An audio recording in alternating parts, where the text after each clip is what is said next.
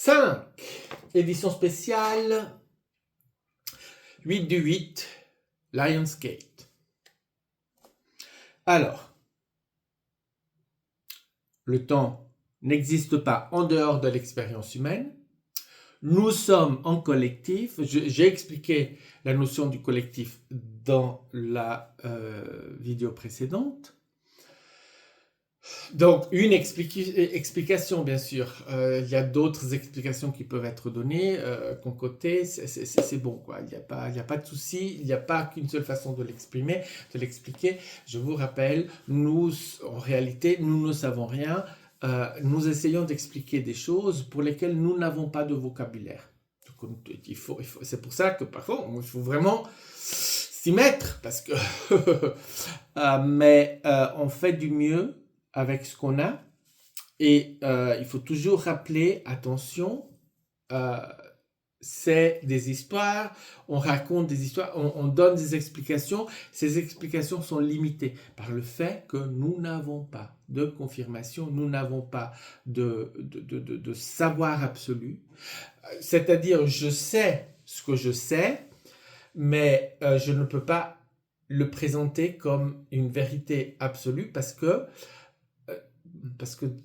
sur Terre, en ce moment, cela n'existe pas. Nous n'avons pas de connaissance absolue ou de vérité absolue.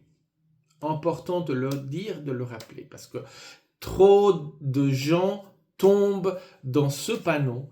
D'un côté, demander des preuves, et de l'autre côté, de demander la vérité.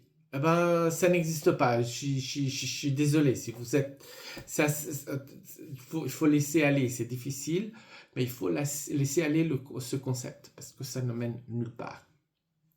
Donc, l'être humain, collectif humain. Donc, imaginons le corps, le collectif, et chaque être humain est une cellule. Et il faut s'imaginer que toutes les cellules interagissent entre elles. C'est-à-dire que dans le collectif, mais non, ce n'est pas le cas dans le collectif humain, mais cela c'est à dessein, parce que nous avons tout oublié. Nous sommes en principe, donc nous avons l'impression que nous nous sommes coupés de tout. Donc nous avons tout oublié et tout coupé. Voilà, on est là, on est séparés.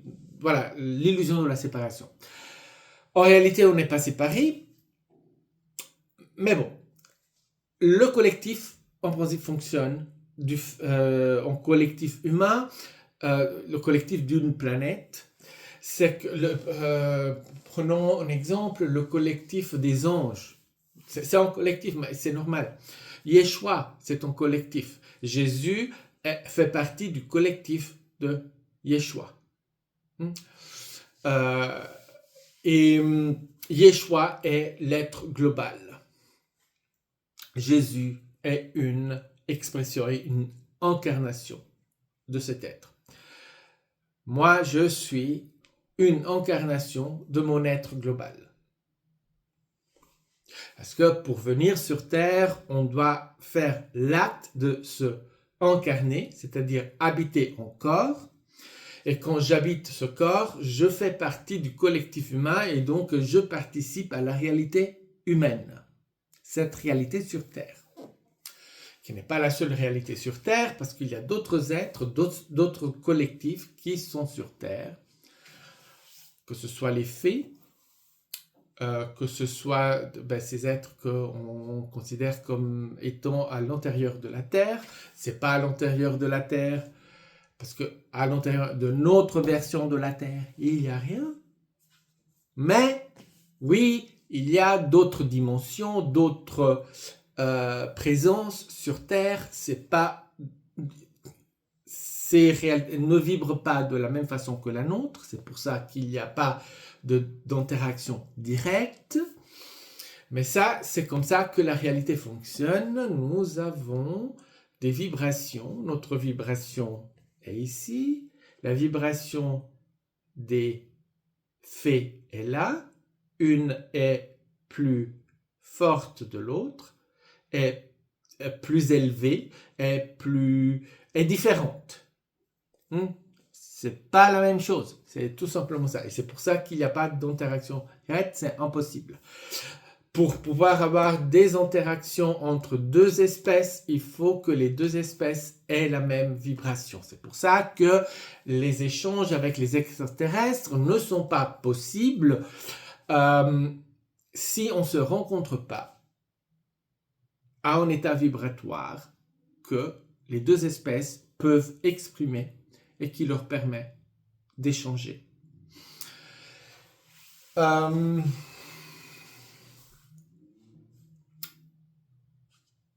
C'est pour cette raison aussi que nous ne voyons pas les extraterrestres. Pas ainsi. C'est pas aussi simple que ça. On oublie tout le monde par bla bla bla bla bla. On oublie l'essentiel. C'est une question vibratoire. On doit avoir la même vibration. Pas de même vibration. Les échanges sont beaucoup plus difficiles.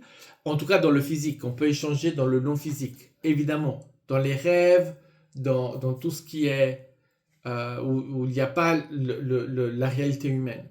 Quand j'exprime l'être humain, je ne peux pas interagir directement dans le physique avec ces autres espèces.